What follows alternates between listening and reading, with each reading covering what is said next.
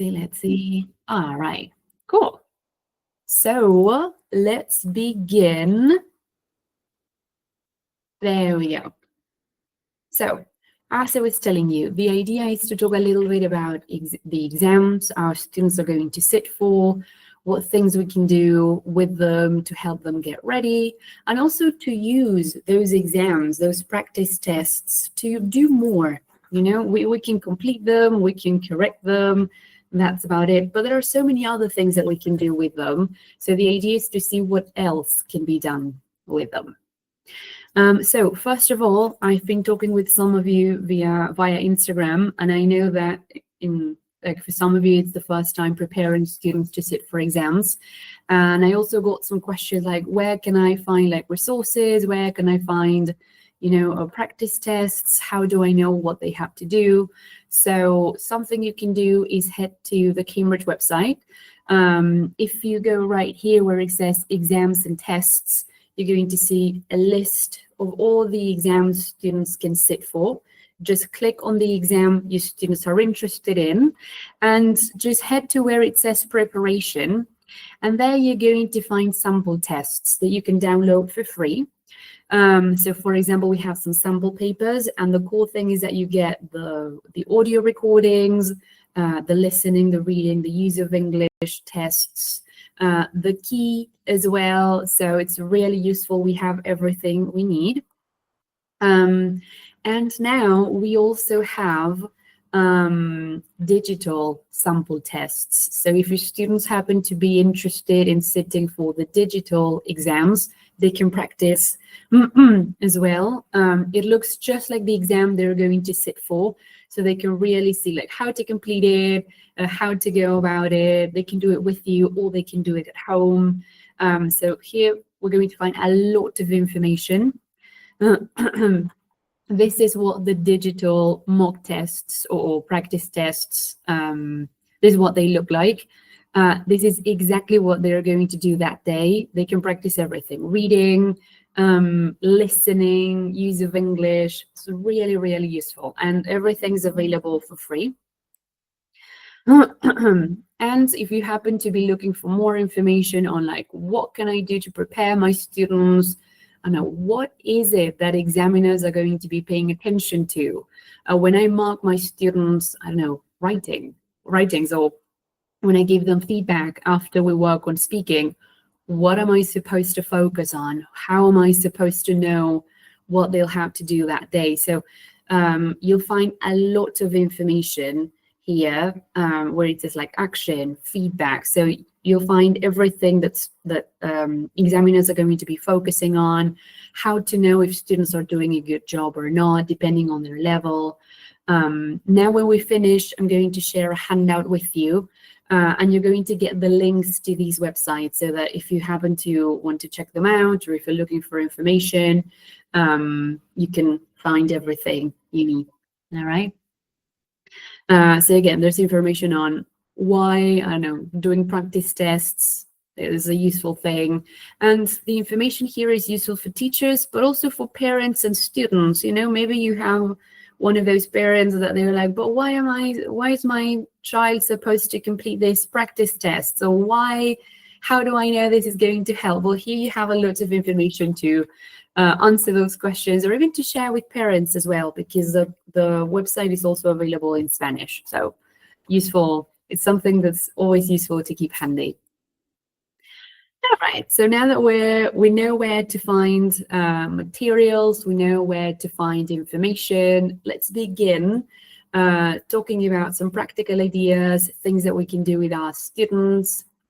So first of all, use of English. All right, I've organized everything into different sections so that we have like a bunch of ideas for when we work on use of English, reading, writing, and so on. So as I was telling you before, practice tests, I personally find them very useful because I feel like there's a lot that we can do with them. We can complete them, we can mark them, and that's about it.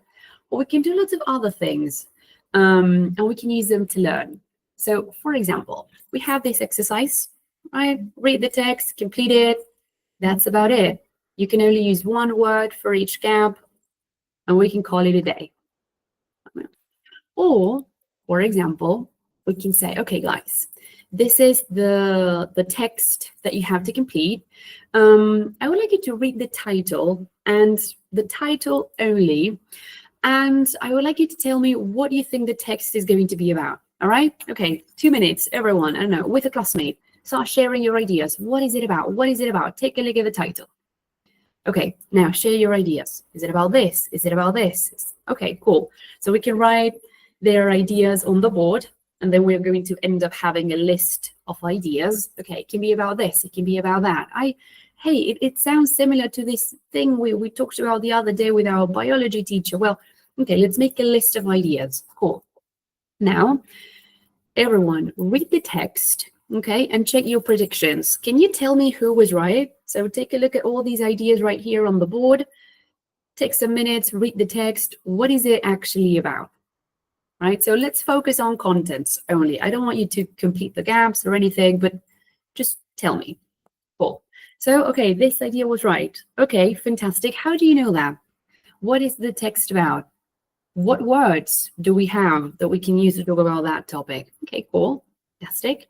Let's see. So, guys, we all know what the text is about. We have a general idea. Fantastic. So go back to the text. I would like you to pay attention to the details now. And with the classmate, I would like you to come up with a summary, okay, of the text. But I need more information, not just the main idea. Okay, cool. So 5 minutes, everyone. Come on. Cool. Now, I would like you to share that summary with another classmate, okay? Maybe the person sitting behind you, right? Let's see, did you come up with the same ideas? Yeah, no, maybe, all right, okay. What differences do we have? What did you guys focus on? What did your classmates focus on?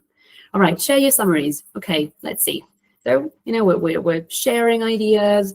Oh, hey, teacher, what does this word mean? I don't really understand this sentence right here. What about this phrase? Okay, so let's talk about the content here. Let's talk about the language that they are using to in this text.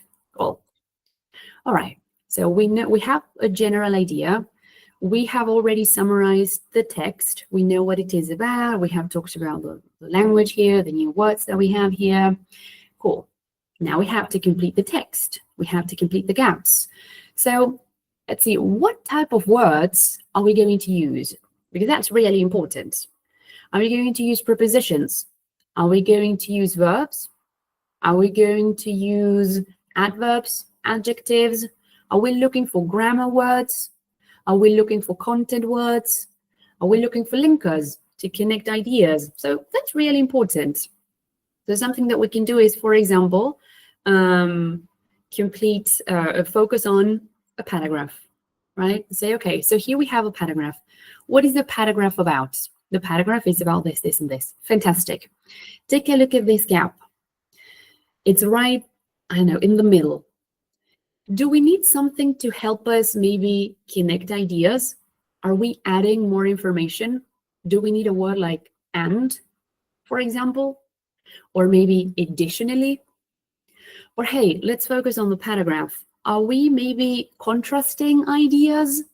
Do we need a contrast linker here? I mean, that's a different story. Or let's focus on the sentence. Maybe we're not connecting ideas. Let's focus on this sentence where we have this gap. What do we have before and after that gap? Do we have a subject? Do we know who is doing what? Yes, okay, cool. We don't need maybe a subject. We don't need a noun like or a pronoun like he or she. Do we have a verb? Do we know what action we're talking about? Yes, right here we have a verb. Okay, beautiful. So we're talking about, I don't know, something that depends on something else. Cool, fantastic. Do we have an object? I don't know. The match depends on, I don't know, the weather. Yeah, we have that too. Okay, so we have a lot of information. Interesting.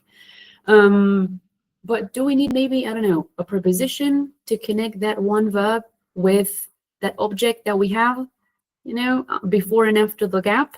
Because I cannot really say that it depends whether, right? I mean, it depends on whether, so that's important. So the idea is for students to focus on content, meaning, do we have everything? Do we know who is doing something? Do we know what that person is doing? Do we know to whom or with what that person is doing something? Cool. So maybe let's move on to grammar. What elements are we missing? What else do we need to add so that this is grammatical and it also makes sense? For example, so it's not just completing the gap for the sake of completing the gap. It's complete the gap because otherwise it won't make sense, or otherwise it will be a bit confusing, or it will not be grammatical, for example. So there's a reason why we need to complete these gaps. All right, so now they can complete it. So we know we need a preposition. Beautiful. Which one? It depends in the weather. It depends on the weather. It depends about the weather.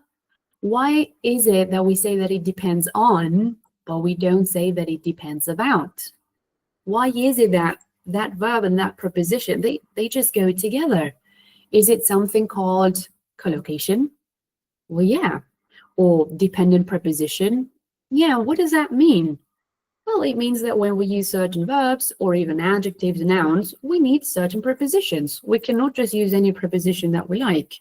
And let's think about that. Do we say that? Do we do that in our language as well?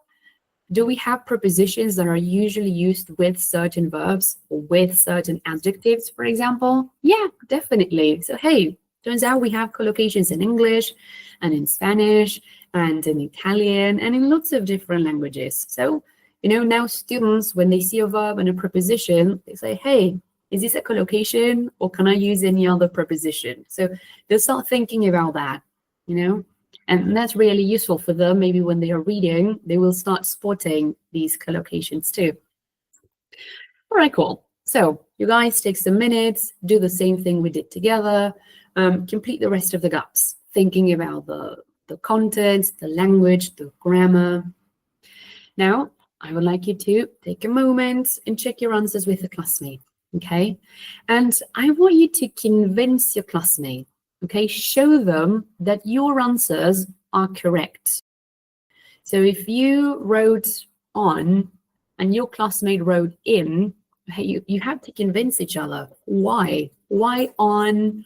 Why in? All right, so someone's got to be right. So you guys tell me, okay? All right, take some minutes, talk about it, check, convince each other. And now we're going to check together. So you can listen to your students, or you can just write everything on the board, for example, or share your screen with the answers. Okay, guys, take a moment to look at the answers, check your work. Did you guys write this, like these answers as well? Yes, no, why? Which ones are you not sure about, or where is it that you disagree with me? Okay, so let's analyze those, right? The ones that were that brought trouble. Why is it that you wrote something different? And let's understand why this is the answer and not, I don't know, some other word, some other preposition, because there's got to be a reason, right? So the moment they finish with this exercise, it's not like, okay, I got, 5 out of 8. It was cool. I got 5 out of 8 and I discovered collocations. I got 5 out of 8 and now I know what preposition you're supposed to use with this verb. I got 5 out of 8 and I realized that additionally is a really good linker and I should keep it in mind next time I write. I got 5 out of 8 and I realized that if you're interested in something, you're not interested about, you're interested in something, for example. So they're completing it, they're practicing, but they're also learning. So it's a really, practice tests can also be used for that. Practicing, but also learning. There's a lot that we can do. Let me show you with this exercise, you have one where you have to complete gaps with just one word, and then you have another one where you have to derive words. So you can do the exact same thing. And then you can also talk about the changes you've made. So I went from a verb to an adjective. And how did I do that? Did I have to add prefixes, suffixes? How do they work? And why this suffix and not another one? Is this one that we use to create adjectives? Can I also use it to create nouns? No. And which ones can I use to create nouns, for example? So we're just asking, guiding questions, but it's not just completing the gap. It's reflecting on what you're doing, thinking about what you're communicating, what you're trying to say, how you can do that clearly. So it's really useful. And then you can say, okay, guys, so we've read the text, we've completed the text. Do you agree with it? Do you like the ideas here? Would you have written it differently? Okay, so now share your opinion, all right? It's time for you to say what you think, right? What else do you know about this topic? Did you talk about this with your, I don't know, biology teacher, with your history teacher? Let's see, what did you learn in history or biology? So let's talk about that. And to do that, you can use the language that we've just talked about, with those prepositions, dependent prepositions, those linkers to bring more ideas, right? So it's the same topic, so we can use that language too, right? All right. Another thing that we can do is predict answers or options, because there's an exercise where you have a text with some gaps, and then you have some options, right? And students don't need to come up with their own answers. They just have to pick one option, and that's about it. But sometimes, this exercise can be a bit tricky because the options are very similar. Which one is it? It could be this one, it could be the other one. I don't know, I'm not sure. So something that we can do is, before we share those options with our students, we can just give them the text, or just ask them not to, avoid looking at the options. So let's do the same thing. Take a look at the title. What are you expecting to learn, to find here? Now read the text. What is it about? Were you correct before? Yes, no, what information do we have? Summarize it, focus on the details. Are we adding information? Are we contrasting ideas? What are we doing here? Now, analyze the paragraphs, analyze the sentences. Take a look at the words before and after each gap. Complete the text, okay, complete the gaps, come up with your own ideas. And now, take a look at the options. So students have to check if their answers are in the options.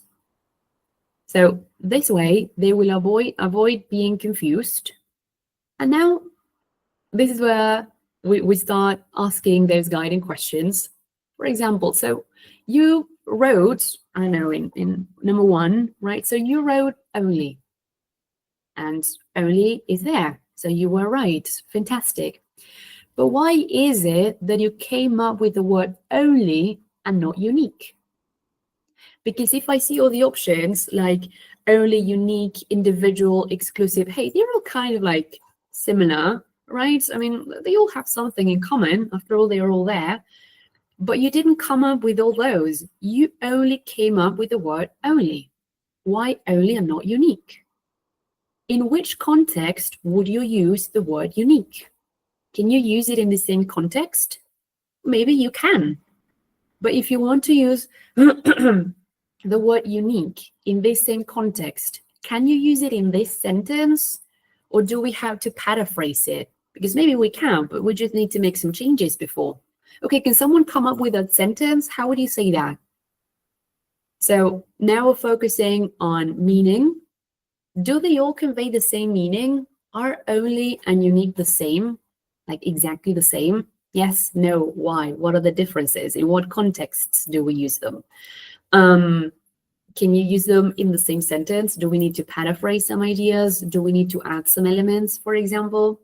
So again, there's a lot that we can do with just one exercise. And then students will reflect on lots of things: meaning, grammar, how to convey ideas, the differences between synonyms, maybe.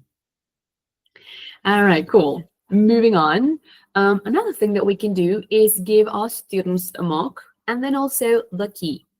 So, for example, imagine this is the first time your students are getting ready to sit for an exam, an international exam. Whew, it's a huge thing for them, and there's a lot to do.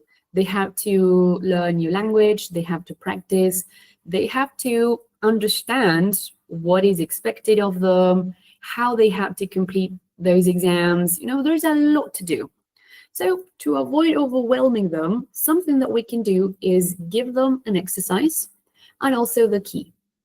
So here you have a text, you have to complete the gaps, read the instructions, read the text, and then read the key.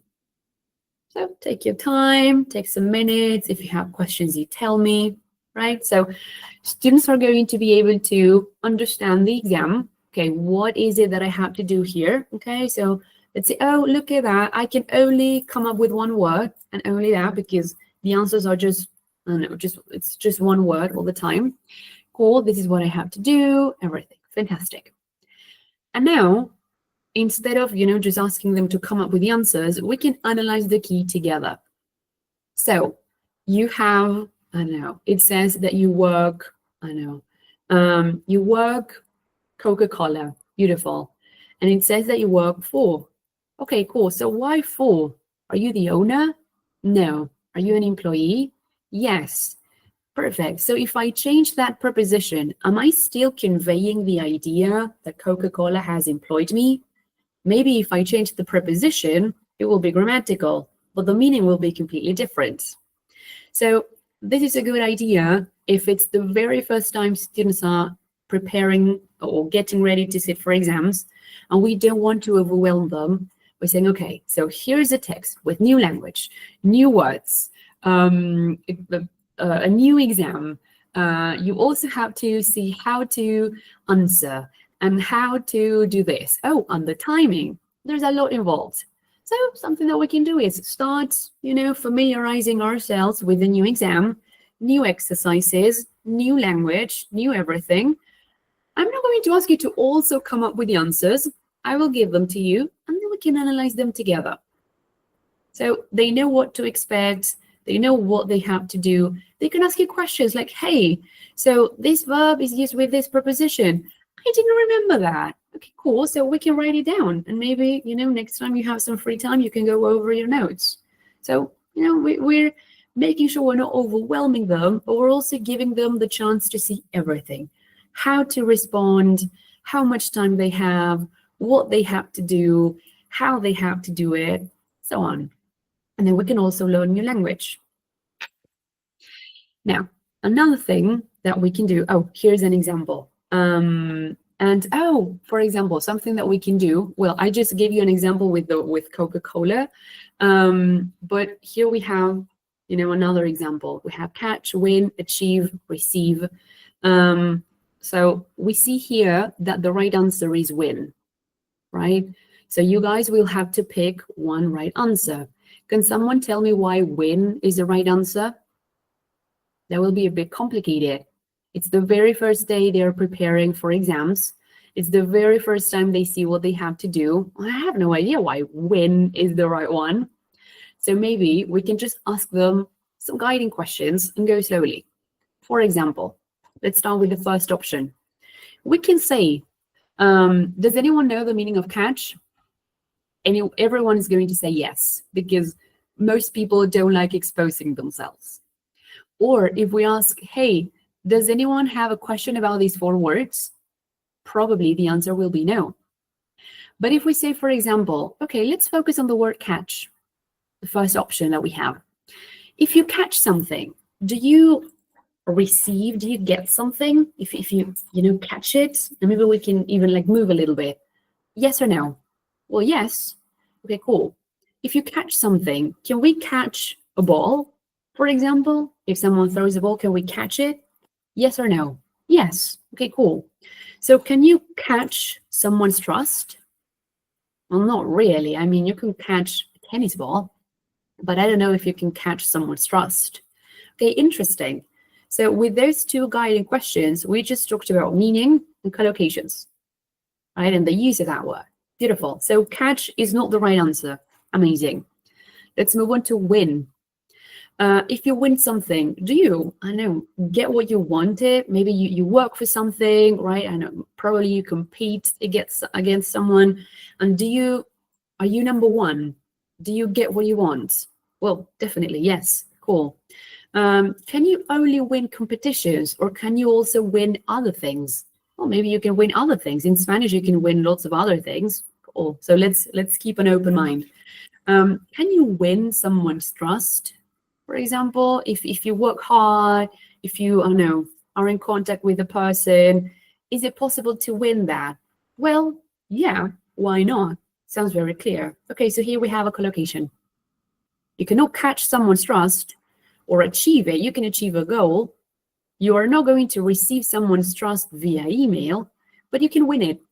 Okay, new collocation of the day. So they didn't have to come up with the answers. I gave them to them. But now, because we're analyzing together and they are answering my yes or no questions, guiding questions, they're starting to understand what they have to do, how they have to do it, and learning a lot about the language that we have here. And again, it was only 2 guiding questions. All right, cool. Moving on. So you are working with experienced students. They have already sat for the B2 first, the C1 advanced. So it's time to move on to the C2 proficiency. Beautiful. And what we can do is give them a mock exam so that they see, okay, what's different, what they have to do this year. And we're also going to give them the key, but the wrong one. Students, I mean, many of them are probably going to look at us this way, you know, like this guy right here, but that's okay. The important thing are the instructions. So instead of saying, okay, guys, read the text, read the answers, and memorize all the new collocations here, to say, read the text, read the key, and let me know if something calls your attention. Eventually, someone will say, hey, I wouldn't have said that. I wouldn't have written this. I would use a different verb, linking word, preposition, whatever. And that's good. Because the idea here is, again, to start familiarizing ourselves with the new exam, and also to show students, hey, it's day 1. We have a lot to do. We have a lot to learn. I was not expecting you to know the answers. That's why I didn't ask you to come up with them. But you were able to realize that this was not the right key. Good for that. All right. So we're already doing well. You were able to tell that this is not the way to go. These are not the right answers.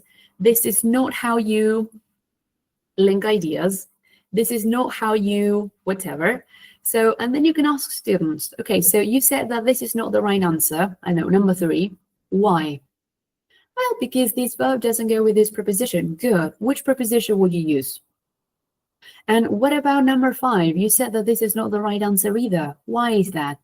Well, because here we have a linking word, you know, to add ideas.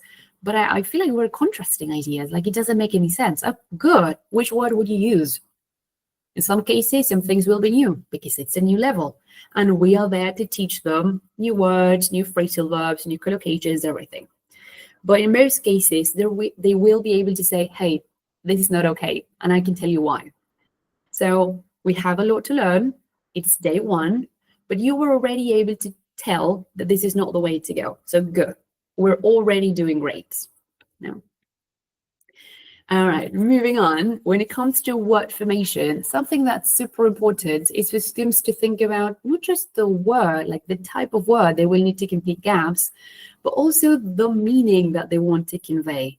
And this is important because I don't know about you guys, but in many cases, like my students, like I don't know what they do. Like they like read the text, but sometimes I feel like they don't, and they just complete all the gaps. And then when we're checking, I'm like, okay, why did you come up with that one? And they're like, I don't know, it just came to my mind. But what are you trying to say? Think about, you know, the grammar, sure, but also think about meaning. Does it make sense? Because, for example, students can realize, because, for example, look at 21.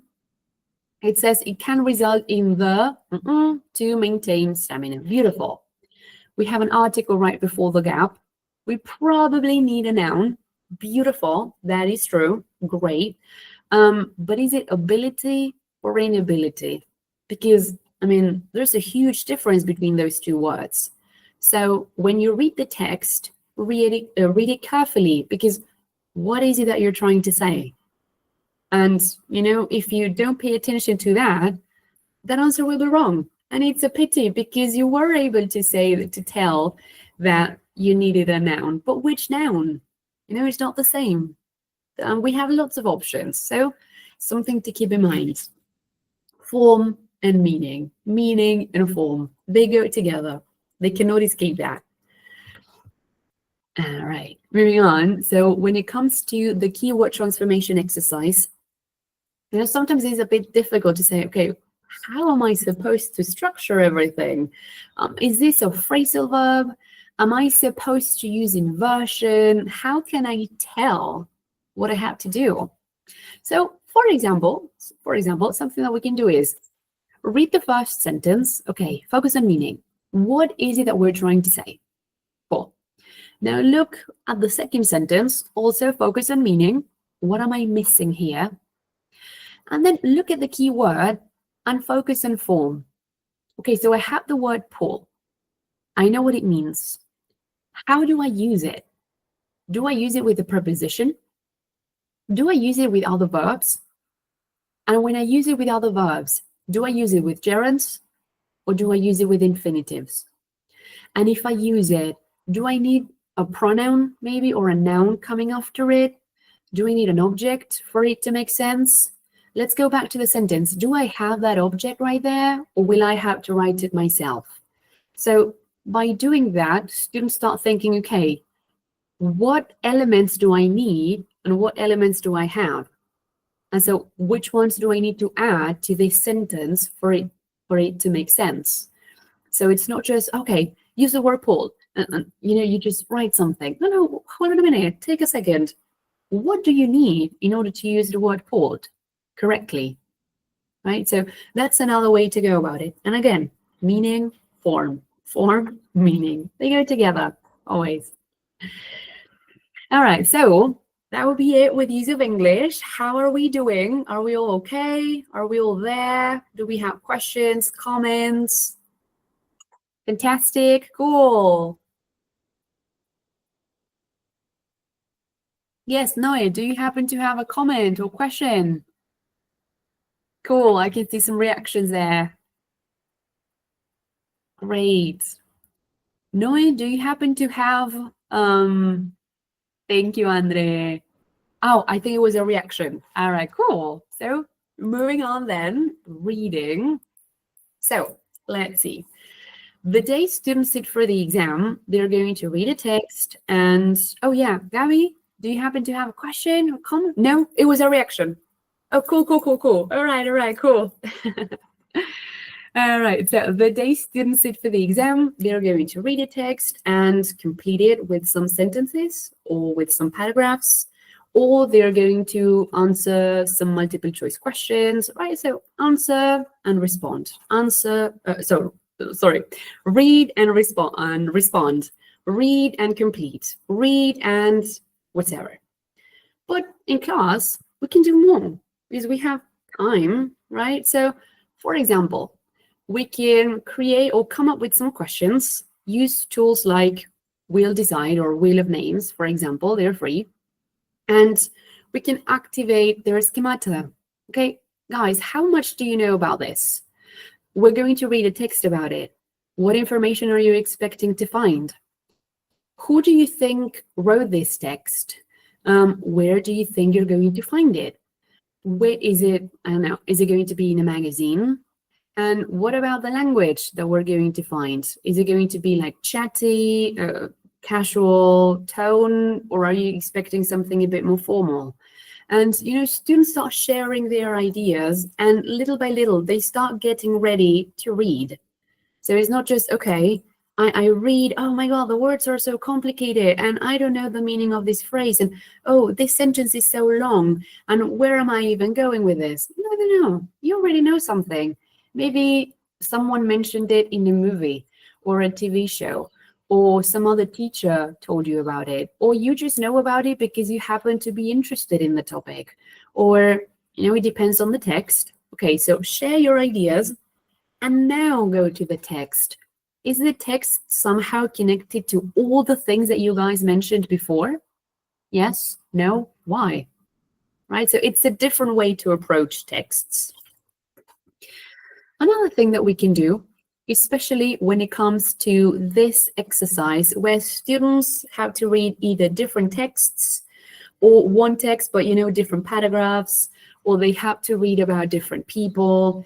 This one is a bit tricky because all paragraphs or all texts are about the same topic, but it's either different people talking about it or different, I don't know, like they are a bit different, but they all talk about the same topic. So it can be a bit confusing, especially at the beginning. So something that we can do is use jigsaw reading. So divide students into groups, right? So for example, groups of 4. One of them has to read text A, another one has to read text B, another one has to read text C, and another one text D. So they have to read it, take their time, look up new words in the dictionary, summarize it, make sure they know exactly what their text is about. Once they know that, they're going to complete the activity together. So for example, which person talks about, I don't know, walking their dog in the morning? And maybe one of them will say, oh, it's mine, because text B talks about having a dog. Like the person who wrote text B said, yes, I have a dog, so it has to be B. And then someone else says, no, hold on a minute, because I read text D, and it actually says that this person wakes up early before going to work just so that they can go for a walk with their dog. So students are going to realize that, yes, different paragraphs or different texts maybe use the same keywords or maybe mention similar topics, but they're not necessarily answering the question. So it's easier for them to go about it this way because you're only going to be focusing on one text. But the moment they do this, they'll say, okay, next time I do this, and especially the day I do this individually, I will really have to pay attention, not just to keywords, but also to the meaning, to what the person is saying. So I cannot just go about it by looking for keywords because that's clearly not enough at this level, right? And it's also good for students to know that this is not a vocabulary exam. So looking for keywords is not enough. We need to read, we need to understand, we need to go beyond just the words here. We need to understand the whole message. Right. Another thing that we can do is keep on working with the texts that we read in class. And this is particular, or at least for me, it has been particularly useful when you work with groups, with like mixed ability groups, because, sometimes some students just need more time to read. And, some of them give up. Like, I don't know if it happened to you, but sometimes they're like, okay, I'm not even going to read it because by the time I finish reading, everyone will have finished. They probably will have checked as well. I'm not even going to bother. And it happens, especially when you're working with 20, 25, 30 students. There's always someone who's like, you know what? I'm not even going to try because I know that I won't have enough time. But if you show students that reading is really important, because if you need some more time, you can have that, you can keep on reading, but make sure you read, because we're going to complete an activity, and then we're going to do a web quest, and then we're going to talk about it, and then. So we're not going to move on quickly. We're going to do more with this one text. So if you need time, take it, but read. Read it. It's very important. If you need a hand, I can help you. But because we're going to do a lot with this text, not just answer some multiple choice questions, read it. So just to be there for those students who happen to need some extra time. And this activity is actually really simple. So you finish reading, you finish completing the exercise, you correct it, you ask your students to justify their answers, by going back to the text, and then you say, okay, in groups of 2 or 3, I would like you to grab your phones, do some research on the topic, and come up with multiple choice questions for your classmates to see if they can get them right. It's a game, it's a quiz, but you need to write the answers yourselves. So then you share the answers. Okay, is it correct? Can we correct it? Can we improve your question? Okay, what's the answer? Were your classmates able to get it right? Yes, no, maybe. What did you learn? What websites did you visit? Was it reliable? Was it, there's so much that we can do. And it's just a web quest. Like it's a zero prep activity. While students do it, they can, chat with a classmate in English. We can go around the classroom to give them a hand with language, listen to them. There's so much that we can do, and it's a zero prep activity. This is as easy as it gets for us teachers, and it's really useful for students as well, because they're using one text and they're doing a lot with it. So you see, practice tests, we can use them, I don't know, for like a week or a month, because there's so much that we can do with them. Right. We can also analyze the tone and attitude of the person that wrote the text. So, for example, we finished reading, we finished completing some activities. How do you guys think the author feels about this topic? Do they know about it? Do you think this is, their job? Do you think they did some research? No? Are they just sharing their opinion? Can we do that as well? Do we have enough information to do that, or do you need to be an expert on the topic? How does the writer present the topic? Formally, informally? Why do you think that is? Is it because of the topic itself? Is it because of maybe the place where this text is going to appear? Where do you think this text would appear? For example, in a magazine, in a blog? Where? Do we have enough information to understand the topic, or do you feel like you need to do more research? And hey, if you feel like you can understand the topic, let's analyze how the writer did that, because maybe we can use those strategies when we write. Did they use examples? Did they add contrasting ideas or counter arguments? Did they share their personal experience? Because one thing is to say, this restaurant is beautiful, and another thing is to say, having visited this restaurant for the last 5 years, I know for a fact that they are doing amazingly well because they have improved, blah, blah, blah. So is it like a personal thing? Are they trying to be more objective? Are they kind of like distancing themselves? And if they're doing that, how are they doing that? Using passive voice, for example? So it's a really interesting thing to do, and also really useful, because then the moment they write, they can say, okay, I want to sound objective. How can I do that? Oh, I remember the other day we read this text, and this person used, the passive voice to sound more formal, to avoid, being sounding like personal or sharing a personal opinion, for example. So, students, they're reading as writers. Okay, so what can I take, right? Another thing that we can do, and this is particularly useful with texts, that go back and forth in time, is to create timelines. So, for example, imagine there are 2 events mentioned. So which event comes first? And also, how do you know that? Is it the time expressions? Is it the adverbs that we have here, adverbs of frequency? Or is it the tenses that they are using? How do you know? Is it because we're using the past simple and the past perfect? Okay, interesting. So which action came first? So it's a good way to break down the text and say, okay, there are lots of things happening. Let's organize everything using a timeline and see what comes first, what comes next. Let's make sure we're all on the same page. It's a really good activity to work on reading comprehension. Okay, so this happened, beautiful, but when? And what was the consequence of that? And what was the reason? So they're going to start connecting or making all these connections. All right, cool. We can also analyze the structure of a text. Also, we're reading as writers. So again, how is the information presented? Do we have an introduction, and then we we see that the topics or the ideas are being developed, or do we have an opinion and then an introduction? How are we supposed to organize our ideas? And also, what is the main purpose of the text? Because maybe it's a review and they are recommending something. Okay, so the main purpose is to recommend or not something.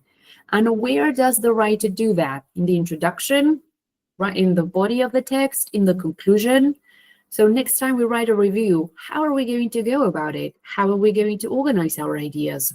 Are we using subheadings? Are we using bullet points? And what are we using them for? Examples, ideas, opinions? What are we using them for? And if we happen to have subheadings, what sections do we have here, for example? So again, we're trying to take all the elements we can to keep them handy for when we write, right? Another thing that we can do that I personally love is paraphrasing things, especially when we work on that multiple choice exercise. Because, sometimes students, they read the questions and then they go to the text and they're looking for keywords. And this is not a vocabulary test. This is a reading test. So something that we can do is before we start reading the text, we can read the questions and then read the options and say, okay, can we paraphrase this question?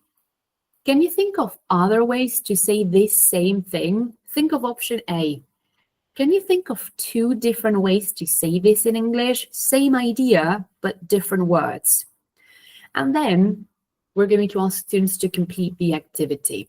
And the difference now is that instead of looking for keywords, students are going to be looking for ideas, because they realize that they can ask the same question in 5 different ways. That's cool, but I'm still looking for the same bit of information.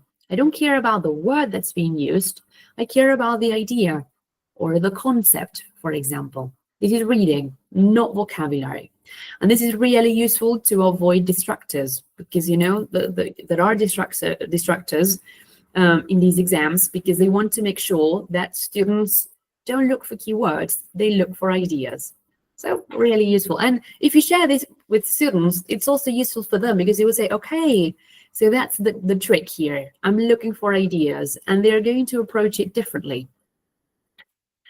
Whew. So there we go. Reading. How are we doing? Good. Yeah, everything all right? Fantastic. No questions? I see some people are raising their hands. I don't know if it was a reaction or if you have questions. Yeah, we're doing all right? Cool. Great. Glad to hear that. All right. So listening. Interesting. Cool. Thank you. Fantastic. So let's go with listening. So something that we can do, especially if you're working with students who are doing exams where they have pictures, they can say, okay, take a look. Oh, cool. Thank you. Very glad to hear that. So take a look at the pictures and describe them. What can you see? Right. So students are going to focus on what they see. They're going to share their ideas. But then the moment they listen to the recording, hey, I said that too. Or I used that same word. Or my classmate mentioned that.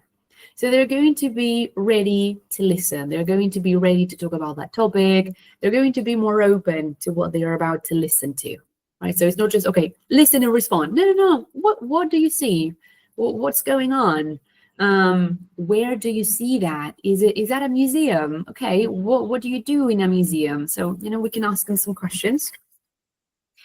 Another thing that we can do if we work with students who sit for exams, where they have a question and then written options, is to ask them to read all the options and the questions as well, and underline keywords. I know that many people do that, but, to take this a step further, something that we can do is say, okay, read the questions, read the options, underline keywords, and think about how they are different. Because I remember using that strategy when I was a student, and I remember I had all these keywords, and it was beautiful. But then as I was listening, I was like, okay, but it could still be A, B, or C, because why not? But if you give them some minutes to talk with a classmate and say, okay, so yeah, they're similar, but they're also different, or you're not going to use these words or these ideas or this whatever in the same context, or maybe this is going on or this other thing is going on. So if you give them a moment, not just to underline keywords, but also to think, okay, for this to be the right answer, what do I need? What are they going to talk about? What am I expecting to hear? So again, we're helping them get ready to listen, because sometimes even if we focus on keywords, we just have, look, option B, we just have 4 words and only 2 of them are really giving us information. So sometimes we need more. Okay, how are they different, right? For example, A and B. A talks about arrangements and B talks about an invitation. So, I mean, it could be the same situation, right? Because you make an arrangement and you say that you're going to go to a party, but how are they different? Can you make arrangements for things that are not parties? Well, yeah, definitely. So maybe I'm expecting something different here. And then so we go a step further. Another thing that we can do with listening is work on sentence stress. So we listen to the speakers, right? We complete the exercises, everything. And then we can say, okay, is it the same thing to say that you are calling to confirm arrangements than to say that you're calling to confirm arrangements? Okay, no, it actually sounds different. It seems as if you were maybe like correcting someone. So maybe maybe there was a problem. We're talking about miscommunication. So so you're calling to cancel the arrangement? No, I'm calling to confirm the arrangement. Okay, so sentence stress seems to communicate something, right? Because I'm using the very same words, but it's a different message that you got. So how is sentence stress important? So the moment they listen, they will have to pay attention to that. And again, we're listening and taking some elements for the speaking part as well. The moment you do the speaking part, make sure that you can use sentence stress to convey ideas as well.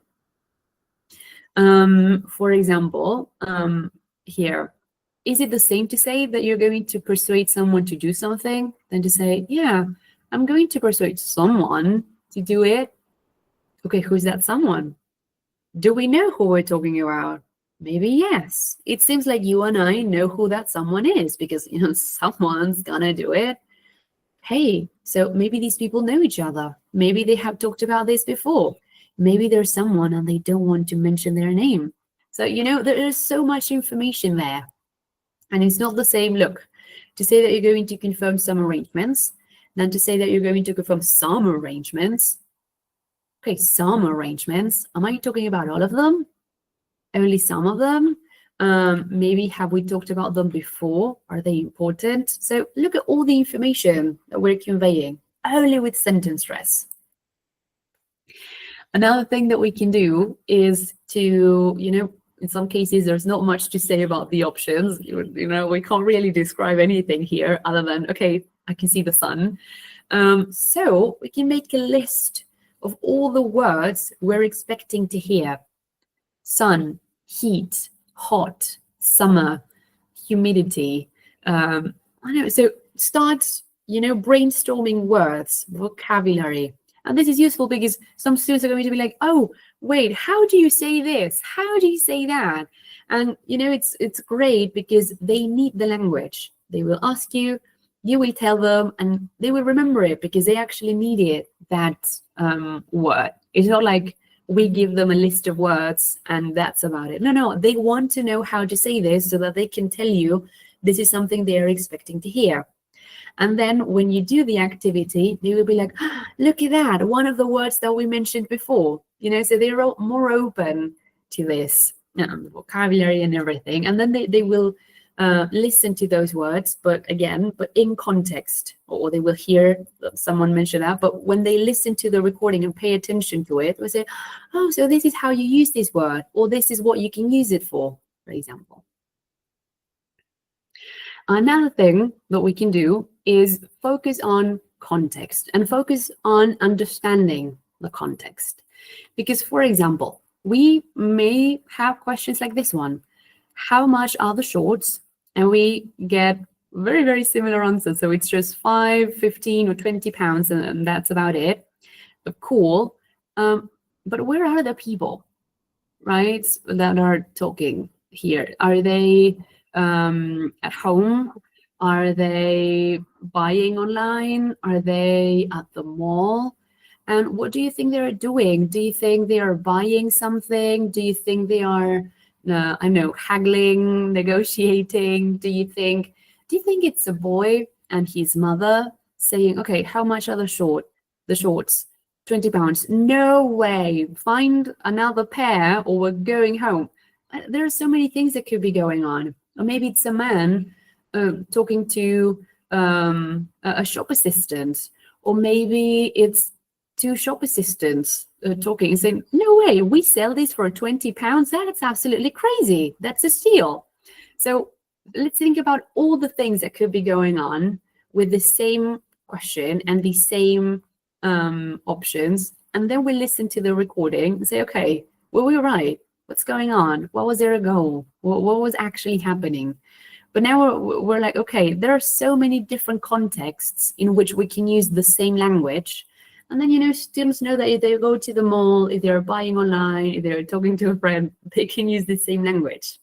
Sometimes we see things in, I don't know, Unit 1, we talk about this. Unit 2, we talk about this. And the moment students want to talk about something different, they're like, oh, can I use the same word to do that? I never thought about that. Well, yes, of course you can. But, these exercises are good to say, okay, what can we be doing? What contexts are we talking about? What's going on? And there are so many things that could be going on. Another one is before we complete one of these activities, is we can start listening to a recording, and at some point we can pause it and say, okay, so what do you think? First of all, what were you able to understand? What's going on? This, and this. Beautiful. What are you expecting to hear now? What do you think is coming? Because if they say, I think that someone's going to buy something, maybe they're right. I mean, could be. But if they just told you, or if the recording was about two boys playing like in the park, do you really think that someone's going to buy something? Why? So they can share whatever idea they want, but the idea is for them to justify it by sharing what they were able to understand. So they have to pay attention. And I mean, this can go anywhere. So they have to tell me, but it's really useful for us teachers to say, okay, so they were able to understand the conversation or the exchange or the monologue. And it's also good to see if they kind of like know where we are going with this, because maybe then when we complete some activities, they make mistakes and we're like, okay, where does this come from? Why did they make this mistake? It was so clear. But maybe this way we can tell, okay, so they can understand words, but they just, I don't know, started flying with their imagination and they went somewhere else. So it's good for us to see, okay, are they able to understand? Yes or no? Can they see where we're going? Can they start making inferences that will guide them as they listen to the rest of the recording? Yes or no? Is there something that we need to work on here? So it can be useful for them, but also for us to see where we are when it comes to listening. We can also analyze the way people speak. For example, so you were able to understand the language, good. But what did the people sound like? Do you think they were happy, disappointed, angry, surprised? Why? Was it their intonation, sentence stress? What ideas were they conveying with that? And also, how do you sound in situations like this one? Because, for example, maybe they can tell that someone was very surprised. And you can say, yeah, how did you know? Well, because someone said, really? Okay, that person sounded surprised. But how do you sound when you sound surprised? Because maybe, in Spanish, we say like, en serio, right? But in English, we don't say, really. We say, oh, really? The intonation pattern that we use is a bit different. So let's see, can you all sound surprised in English? Let's see, let's do it together. So really? So we're talking about the message that can be conveyed with intonation, but then they're also practicing and they're also paying attention, and they're going to start, spotting these things. So next time they listen to a recording, they can say, okay, no one said they were surprised. No one explicitly said, I'm surprised. But because of the intonation they used, I can tell they were surprised. So they can get information from the words, the things they say, but also other things, sentence rest, intonation. And again, the moment they do the speaking part, they will know they can use this in their favor as well. Moving on. So we finished listening, we finished completing an exercise. We check, they did an amazing job, fantastic. So now guys, let's imagine things. Based on what you've heard, what do you think the life of these people is like? What do you think they do? What do you think their job is? Do you think they wake up early? Do you think they commute? Do you think they're studying? Are they working? Are they secondary school students just like you? No? Why not? What makes you say that? So again, these are very simple answers. They can say literally whatever they want, but to do that, they will have to use information from the recording. And we can even listen to the recording again. So I would like you to listen again and start imagining who they are, what they look like, how they dress, so let's focus on that. And then they can use that information, they can take down notes and then share that with us. And we can, again, we're using the very same recording, but this can be a whole lesson instead of just one exercise after the other. Just let's use this one recording and let's keep going with that until we've done lots of different things with it. We can also continue conversations. For example, imagine it's an exchange. Sometimes it's like they lower the volume, but you can see that the speakers are still talking, but they just lower the volume. That's very common. So, okay, guys, the conversation actually kept going. Can you continue the conversation? So you and a classmate, take a moment. You are the speaker. You are the other speaker. Take some minutes, have the conversation. That's it. Now, I give them some minutes. I listen to them. I give them a hand with language. Okay, guys, can you tell me about your conversations? And the interesting thing is that even if you have 4 students, their conversations will be about different things, or they will end up talking about different things. So, okay, why did you end up talking about this? And why did you guys end up talking about this other thing that had nothing to do? And what happened here and what happened there? So now we have a speaking activity because they worked on speaking in pairs. Then they share their ideas with the rest of the class. And now we can start analyzing that. Okay, so you guys talked about this, but you guys talked about that. Why? What part of the recording, made you think that this is where the conversation was going, right? So speaking and listening, together, we work on them at the same time. We can even go back to the recording. Okay, I don't remember hearing that. Let's go to the recording again, to see where that came from. Another thing that can be really interesting is to make cross-curricular connections. Here in Argentina, we have our Diseño Curricular, which is basically a document, an official document that tells teachers of all subjects what topics they're supposed to work on with their students when they are in first, second, third, and so on. And it's interesting because maybe some people talked about, the weather forecast. Cool.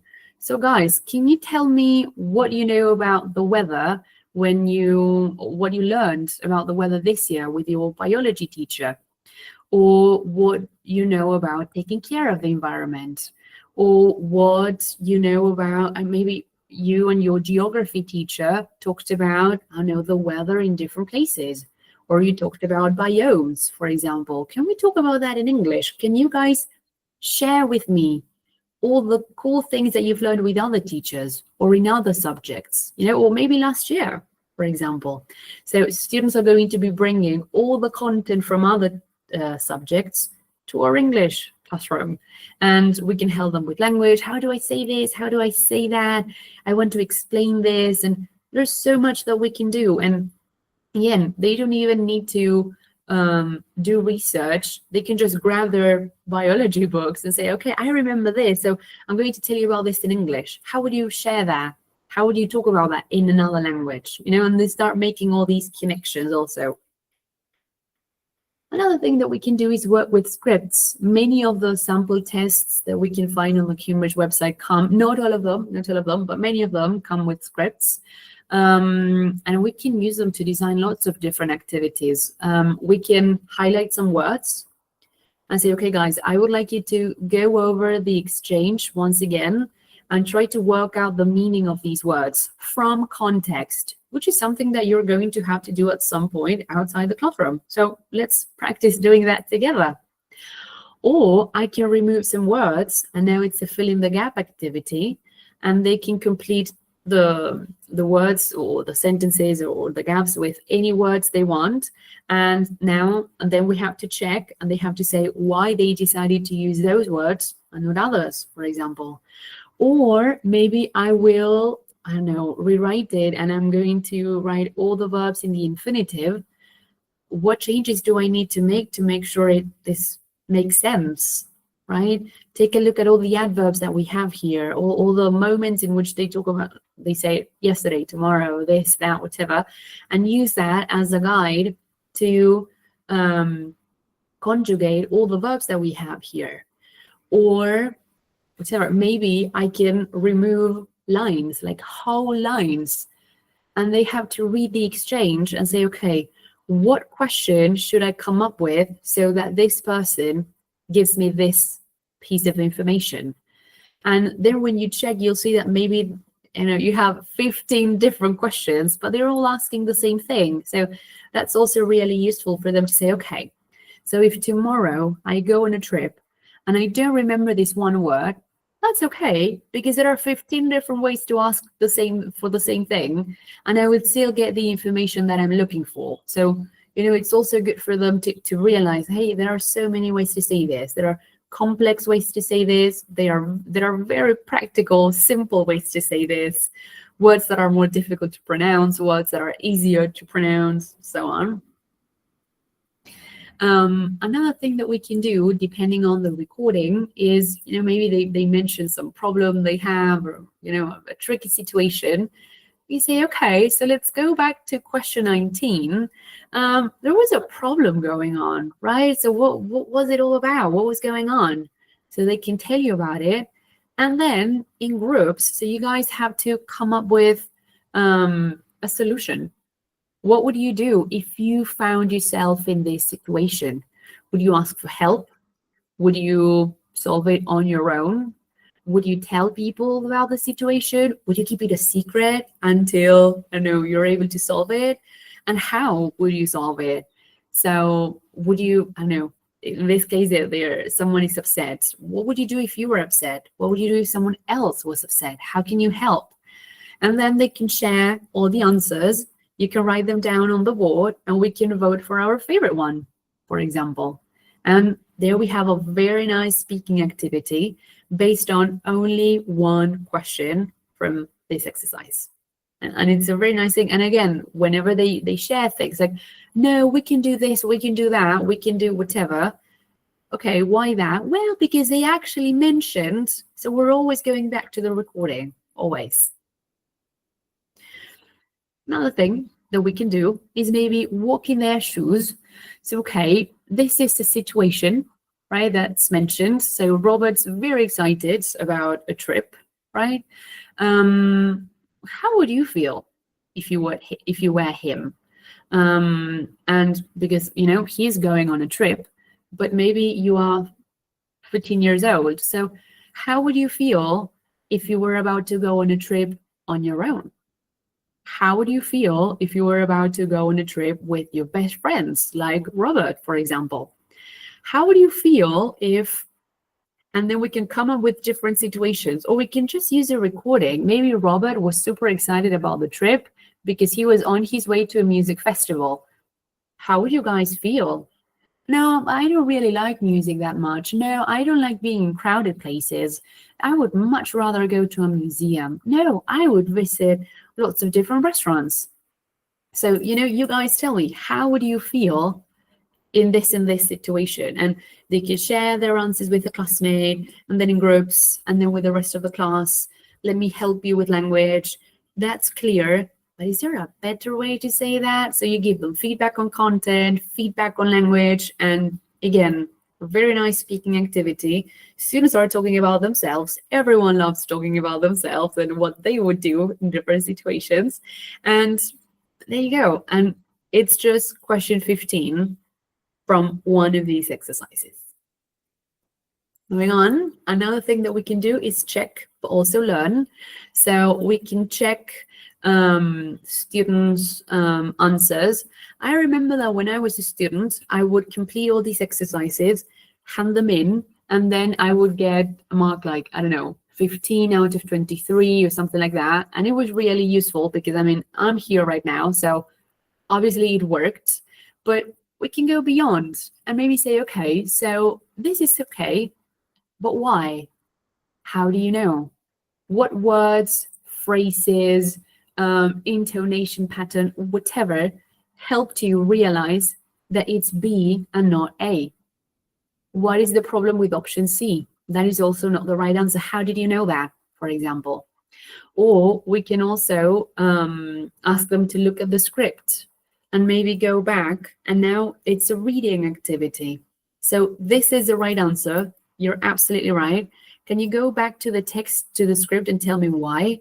What evidence do we have, right? Because it's good for them to say, okay, I did a fantastic job, and this is how I did it. So next time I complete this activity, I already know what I have to focus on.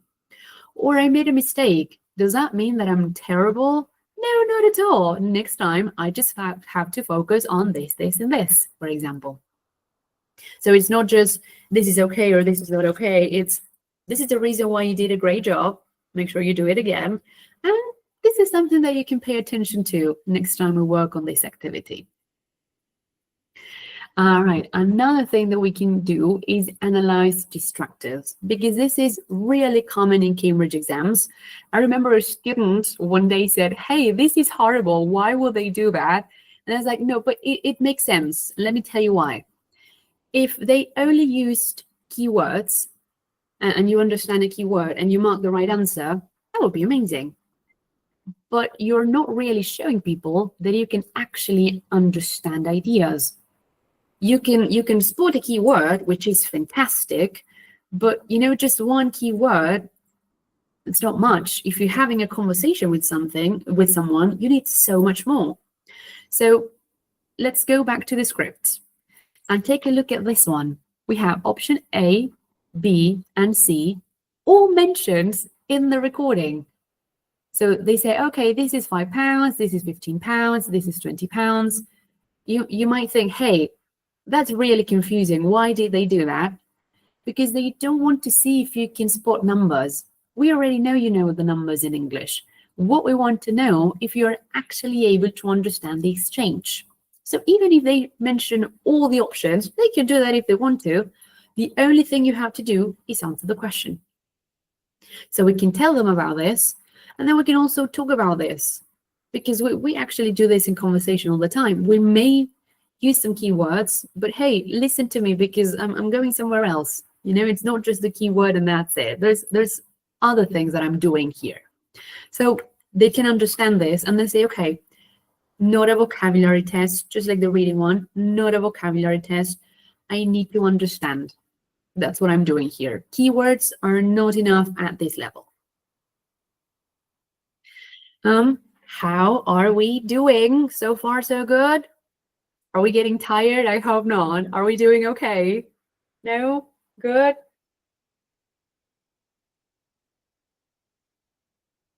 Oh, that's great.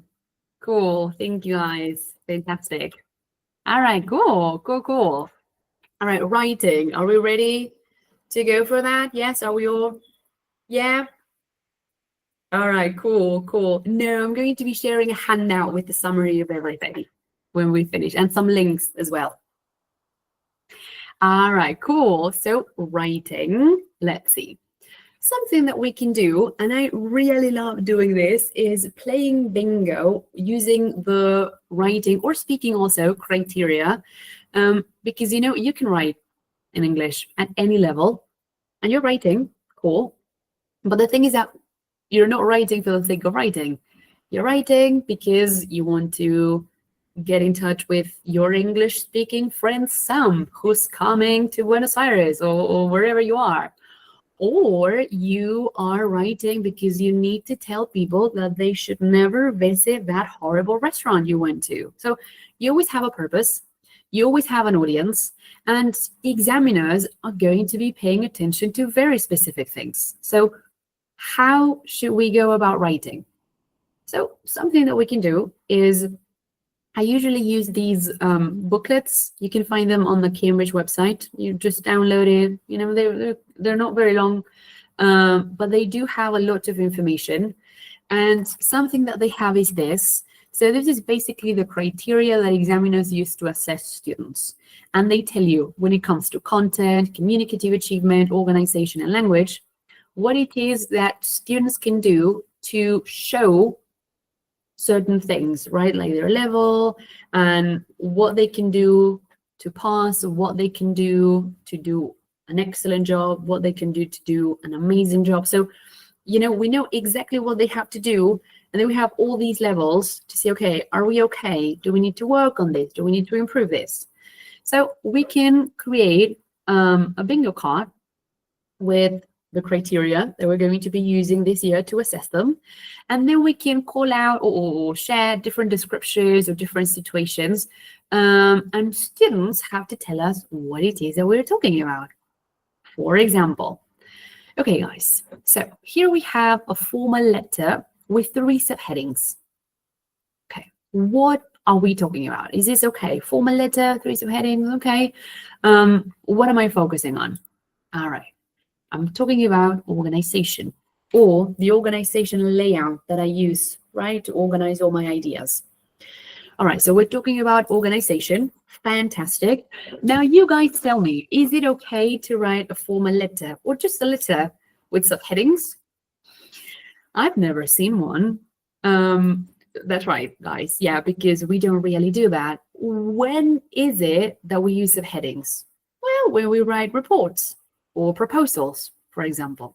So we're playing a game, but we're also starting to think, okay, if I write a letter and I use subheadings, that won't be okay.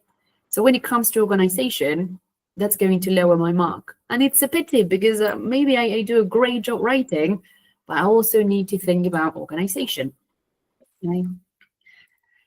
All right. Then when it comes to giving feedback, something that we can do is, I'm not going to tell you guys how to give feedback because you're teachers and you're students, so you know exactly how to go about it.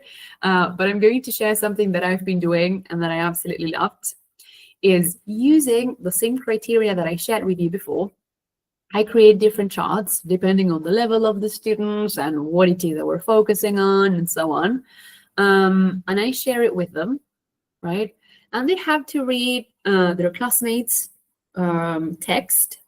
They have to paste these charts and they have to read it and highlight in yellow the things that they believe can be improved, and in green the things that are just amazing. Now, I know that when it comes to peer correction, some teachers absolutely love it, some teachers absolutely hate it, but this is somewhere in between. I am not expecting students to be able to correct each other, because I know for a fact that if someone gave me a text in, I don't know, Chinese, German, or whatever, if I was a student myself, I wouldn't be able to correct someone else. I'm just trying to write. I'm doing my thing here. Don't expect me to go beyond that. This is my level right now. So I'm not expecting students to correct each other. I am the teacher. That's what I am here for. But this is kind of like a reading activity. So for example, when it says content, it says that ideas must be relevant to the question. So if the instructions say that students have to write an essay about pollution, about air pollution, and someone writes about dolphins, I can say, okay, you are talking about pollution, but is this really relevant? Because it was air pollution that we were writing about, not water pollution. So you wrote something, good for you, but it's not really relevant, right? Or, for example, each idea must be given like roughly equal space. Sounds very silly, but then you get these huge paragraphs, right, with lots of ideas and examples and whatever, and then you get 2 sentences, and you're like, hold on a minute, what's going on? Let's find a balance. I'm not expecting students to correct their classmate and say, no, this is how you should go about it. This is what you should do. You should paraphrase it. I'm not expecting them to do that. I'm just expecting them to say, hey, you have a huge paragraph, and then you have 2 sentences. I'm going to highlight this in yellow. That's about it. That's all they have to do. It's a reading activity. Now, because I don't want them to start highlighting things randomly, I want them to actually pay attention and reflect on the things they are reading. I would like them to say why it is that they decided to highlight something in yellow or in green. It can be a very short description, like there's a huge paragraph and then you have 2 sentences, like talking about another thing.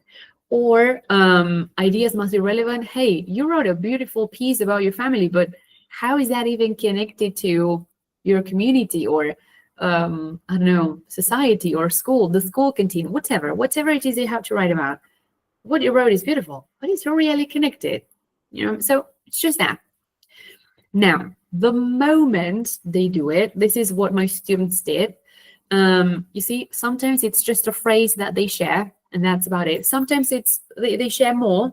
To say, this was very clear, I loved your examples, or I don't understand where you're going. Sorry, like, I don't even know where you're going with this.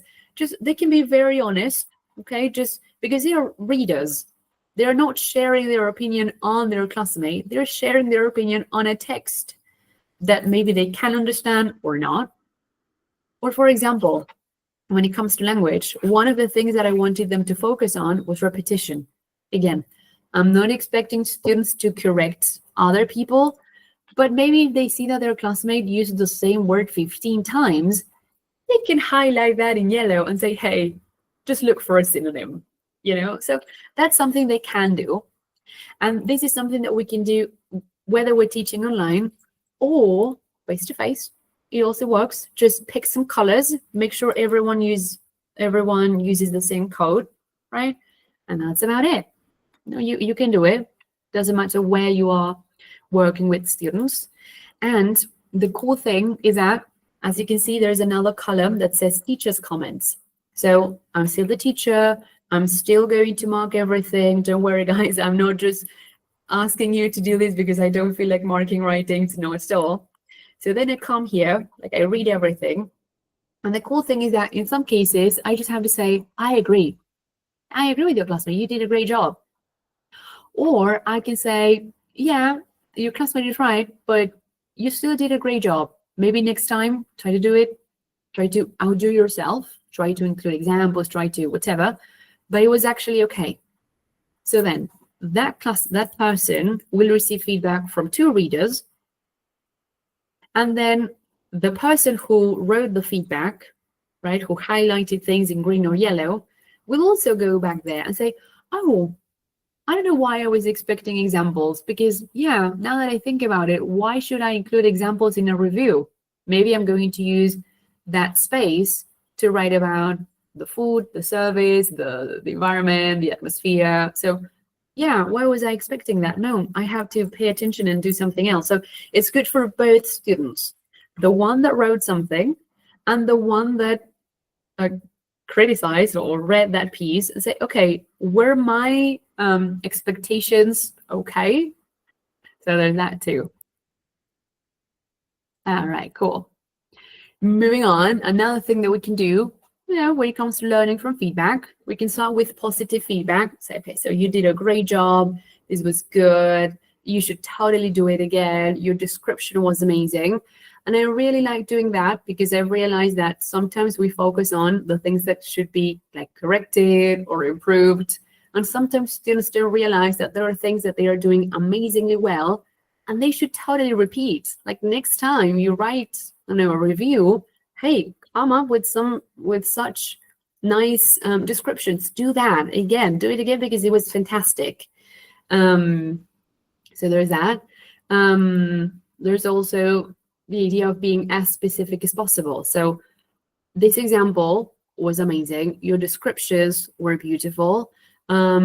Next time you write about this, this, and this, make sure you add something or you develop your ideas fully or whatever. So again, I'm not here to tell you guys how to give feedback because you're teachers and you know how to do that. I'm just telling you what I like doing. I like being very, very specific. The only problem for me is that I never feel like typing everything, let alone write everything. So what I do is I use similar charts, even when we don't do like peer correction, and I highlight things in green. All the things that are highlighted in green are the things that are okay. So you keep doing that. That was good. Or in yellow, if they can be improved, and I tell them how, but I don't have to type everything. So this takes seconds. It's amazing. And another thing that we can do is, for example, I use AI. So for example, I have ChatGPT on my phone. So I just go there. We have this voice mode. Let me show you. Yeah. So you can go here. Can you see the microphone right there? Right there. So I just click here. See? So write this. You did an amazing job describing the school canteen and how it works. And I think that your suggestions to improve it were fantastic. Next time, what I would do is develop your ideas further to make sure that your readers know exactly what you mean. And also, don't forget to use headings to organize your ideas. After all, this is a proposal. So now you see this, right? So ChatGPT is listening, and there I have it. So now I just have to send it. And now I can copy this. I open ChatGPT using my browser. I copy this, I paste it on Google Classroom, and that's about it. It's cool because it takes like 10 seconds. I'm giving them very, very, very specific feedback. They know exactly what was good. They know exactly what they have to correct and how they have to do that. But it takes 10 seconds. It's amazing. I absolutely love doing that. And it saves us so much time. Then when it comes to expanding students' vocabulary, something that I absolutely hate is spending time marking things and then giving students their writings back. And, when they take it and they put it away, or maybe they take it, they look at the mark they got, and then they put it away. And I'm like, no, sir, I spent so much time reading it, marking it, correcting it, giving you feedback. I want you to read that. Don't just put it away. So something that we can do for them to go over their text and the feedback and everything is to give them a reading activity. So you hand out their texts, right? So the moment they get them back, the task is to read the text and highlight or circle the most important words. So that's what they have to do. So highlight. Okay, cool. The most important words to write a review about a restaurant, or to write an essay about pollution, or to write a proposal to improve the school canteen, whatever. So think about the topic, think about your goal, and now highlight the most important words. Now they have to go to a dictionary or thesaurus.com and find synonyms for those words. So they're going to end up having a list of words. They can have like a special file for that, or use another sheet of paper or a notebook, whatever. And they can have all those words there. And we can also say, okay, like, how do you use them? Do you use them the same way? Do you need other prepositions? Do you need other collocations? If you want to say the same thing with these words, do you need to paraphrase your ideas? How? So that, for example, next time they write, instead of saying, it was good, the service was good, the atmosphere was good, the food was good, it was fantastic, brilliant, stunning, wonderful, fabulous. So it's a reading activity that will force them to go over the text, meaning they will read our feedback and they will also be expanding their vocabulary. And it's not a very long activity. It can take 10 seconds. If they're using their phones, they can do it very quickly and then share examples, like example sentences, saying the same thing, but using 3 or 4 different synonyms. So it's a cool thing to do. Again, zero prep, which I absolutely love. So now we have another idea. And then if you happen to be into AI and you happen to have like 1 million students, something that we can do is share our, especially if they write, I don't know, maybe they share things using Google Classroom.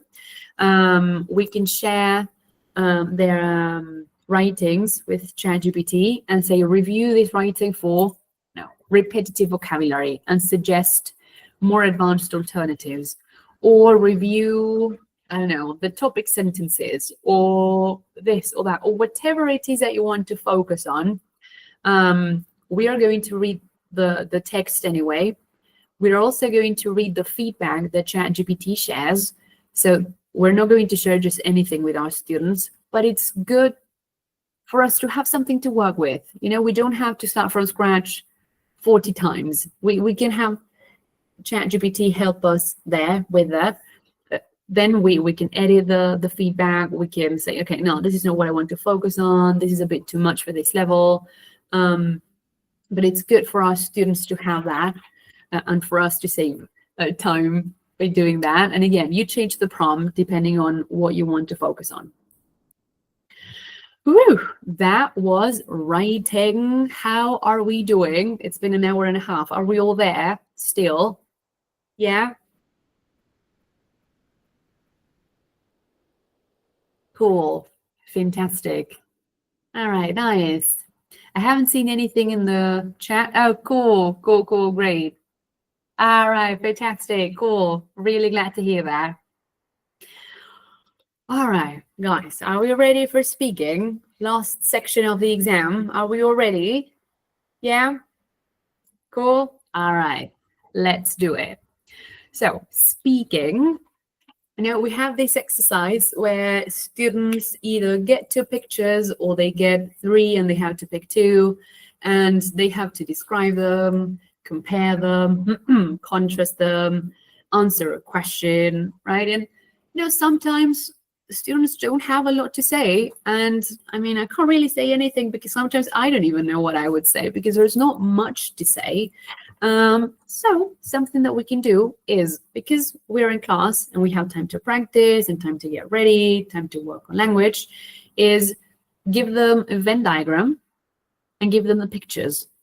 And before they start talking, because there's a lot going on, they have to come up with new ideas. They have to look at the pictures. They have to answer the question. They have to compare the pictures. They have to think about the language they are using. They have to think about the time they have. There's so much they have to do. It's overwhelming sometimes. So we're in class, we're practicing. It's just us. So take this Venn diagram and write all the things that you can say about picture A, all the things you can say about picture B, and then think about all the things those pictures have in common. Start thinking about the language you're going to use. Start thinking about the things you can see, everything, right? Take your time. Let me know if you have questions, if you don't know how to say something. After all, that's why we're getting ready. And then we can begin. And then you share your ideas, and then you focus on timing and so on. But sometimes we practice these activities and students share everything. And they're like, oh my God, I'm sorry, I was so nervous. That was horrible. And we're like, no, it's okay. Well, now I'm going to practice with your classmates. So that's the only impression they get. And then they become they are afraid, and what if that happens the day of the exam? So let's go little by little. No one is rushing us. We have all the time in the world. Let's take our time. Let's get ready. Let's see what you can say, and then we practice, right? At some point, we're going to stop doing this because they have to get ready for the test. But I mean, we're in class. I mean, who's rushing us, right? Another thing that I think is really, really, really useful, and students have told me that they found it really useful as well, is repeating tasks. So, like they maybe come to our desk while their classmates are doing something else, and they practice, they do everything, and we give them feedback. So next time you can do this, or be careful with this word, or hey, you can also say this. Don't forget to interact with your classmate, ask them questions, look at your classmate. And then they go sit down, and maybe in 2 weeks we practice again.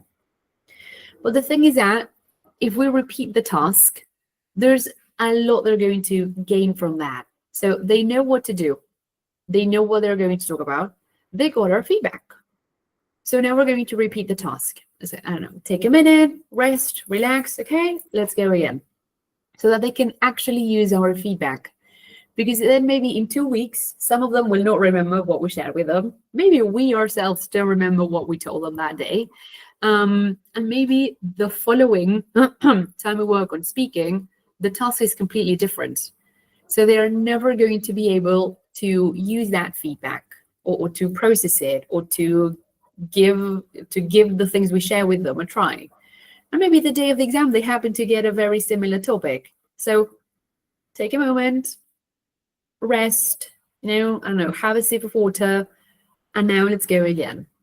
So they can practice again, they can use our feedback, and this time they will not be that nervous, because they usually get really nervous when they work on speaking. I don't know why, but they usually do. So you did it, you didn't die, so that's good. It wasn't that terrible. Let's go again. Now that you realize that this is a safe environment, let's go for it one more time. Another thing that we can do, we can play a game. Why not? Again, we're focusing on that exercise where students have different pictures and they have to describe them. For many people, that's difficult. Like, I don't know what to say. I don't know what is going on or whatever. So let's play a game. I'm going to give you 4 pictures that look very, very similar. And you have to describe one of them to your classmate, and your classmate has to guess which one you're talking about. Because, for example, if I say, well, there's a picture where there's a person working. You're not giving me much. Keep going. Well, there's a person working really hard. It could be any. There's a person at the office. Again, you're not telling me much. So give me information. Start paying attention to the details.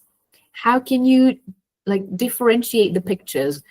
Because one thing is to say what I've just said, and another thing is to say, I can see a person that's working really hard and seems to be frustrated. And it could be because of the amount of work they have to do. Okay, could be picture 1, could be picture 2. Let's keep going. I can see a female dressed in formal clothes at work. She's probably at the office. Maybe she just came back from a meeting and realized she's got so much to do, she doesn't even know where to start. You describe the picture. They shared inferences as well, which is always good. They used different language. It's not just there is, there are. It's they could be, they seem to be, they must be. So we're talking about more advanced language, other type of structures, and they're being very, very specific. And now they're realizing, hey, there's actually a lot I can say about these pictures, even if I don't know who that is or what's actually going on. Moving on, another thing that we can do is connected to this idea of working on intonation and how we can convey ideas is to, first of all, talk about it, right? Give our students some examples. And then what we can do is maybe listen to some people, using different intonation patterns, or maybe we can do things ourselves, like really, Oh, really? Use different intonation patterns and say, am I really surprised? Am I angry?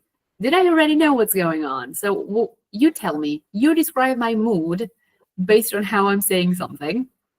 And then what we can do is divide them into groups and give them some cards, and they have the same, some phrases, and they have to say the same phrases, and their classmates have to guess if they are angry, if they are surprised, if they are sad, if they already knew, if they were already expecting something.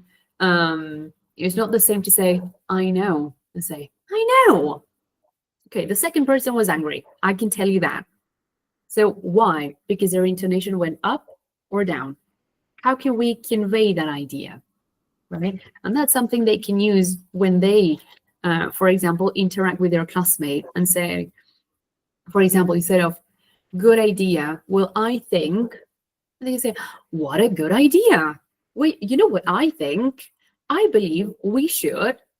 And they can actually show their classmate and the examiners that they were really surprised, or that they really loved that idea.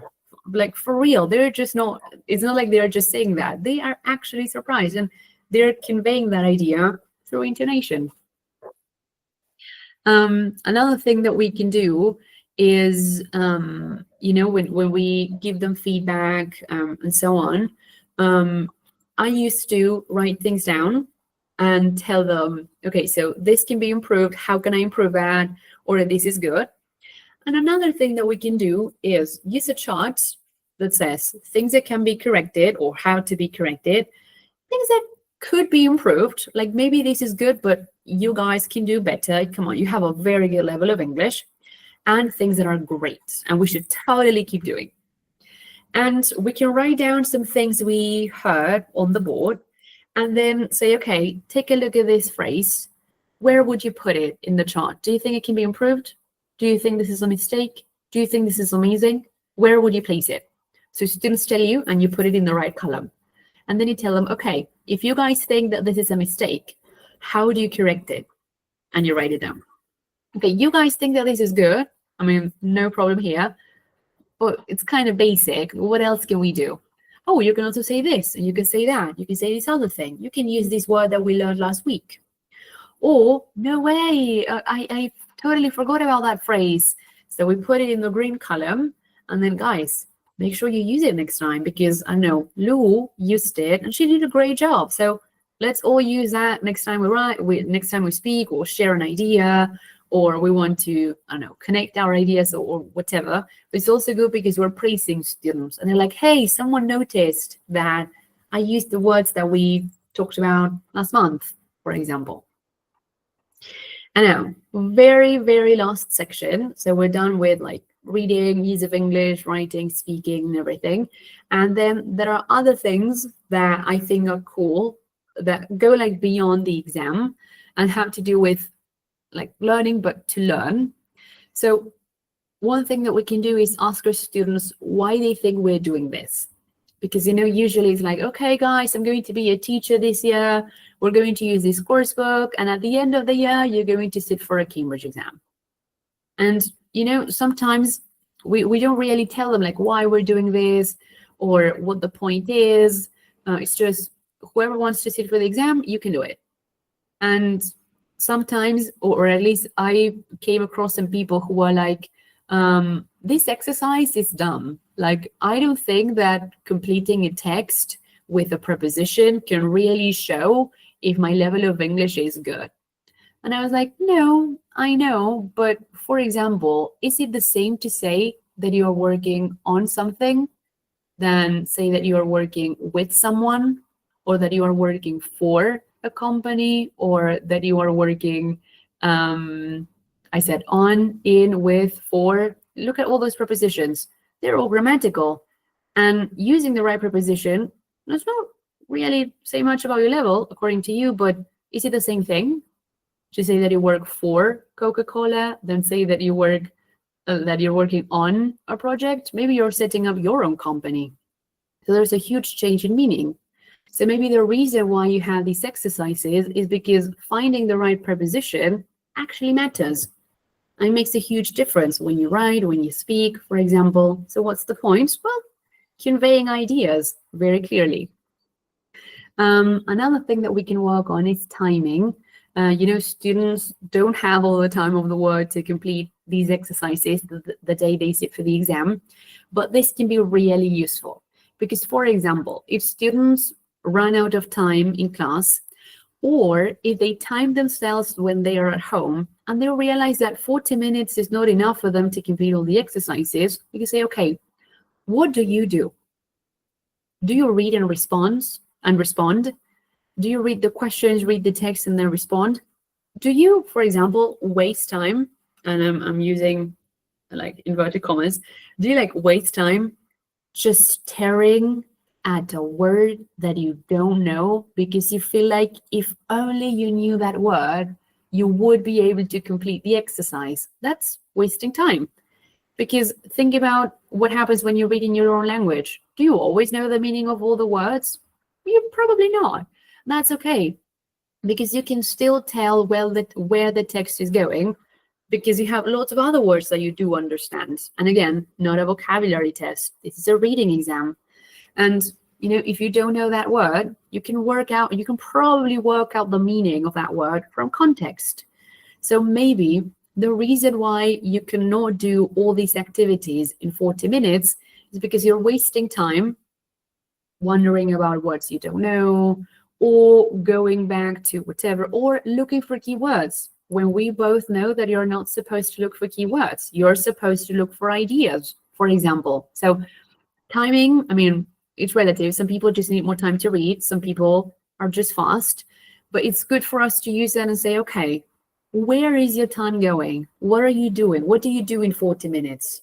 Do you just read? Do you read and respond? Do you read, respond, and complain? What do you do? What happens in those 40 minutes?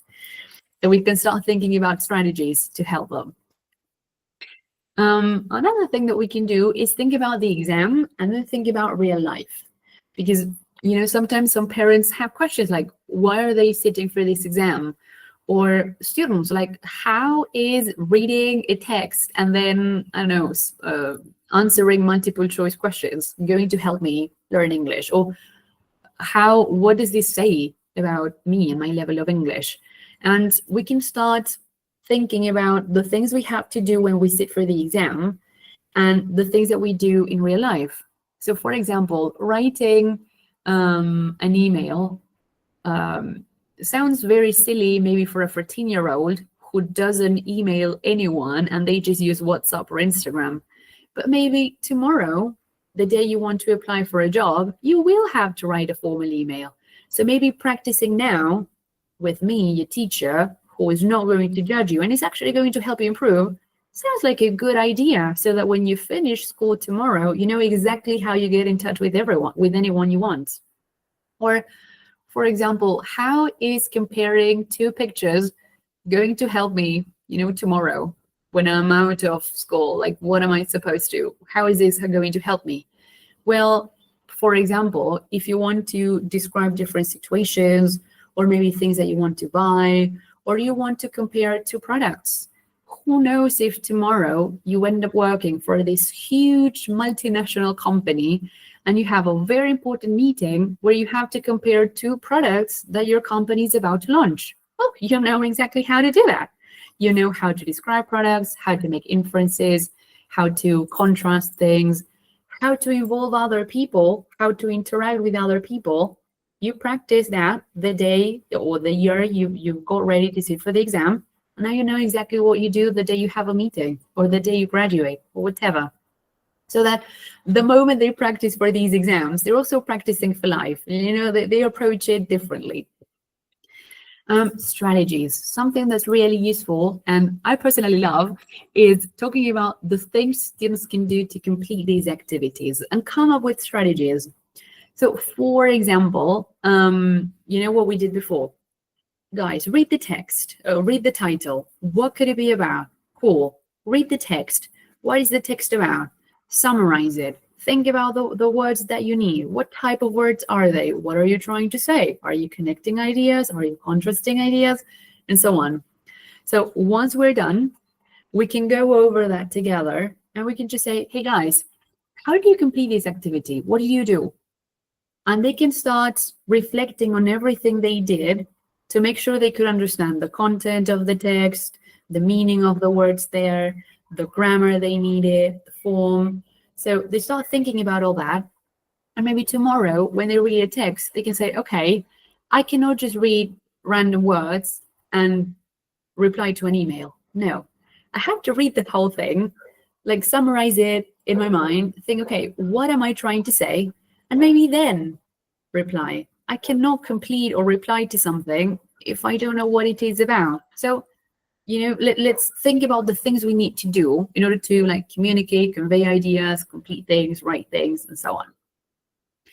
And when it comes to learning outside the classroom, there's a platform called Write and Improve, which I love. I tested it myself. Like I actually wrote the email myself and some other things. And the cool thing is that students can come here, pick the level that they have. And there are lots of different tasks like reviews or emails or whatever. And they can write and the platform will give them feedback instantly.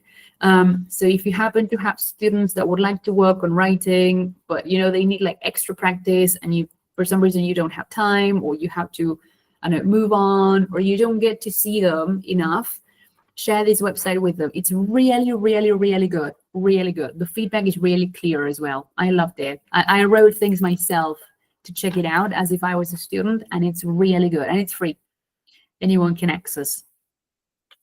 Now with the handout, you're going to get the link to it. And some useful resources for teachers.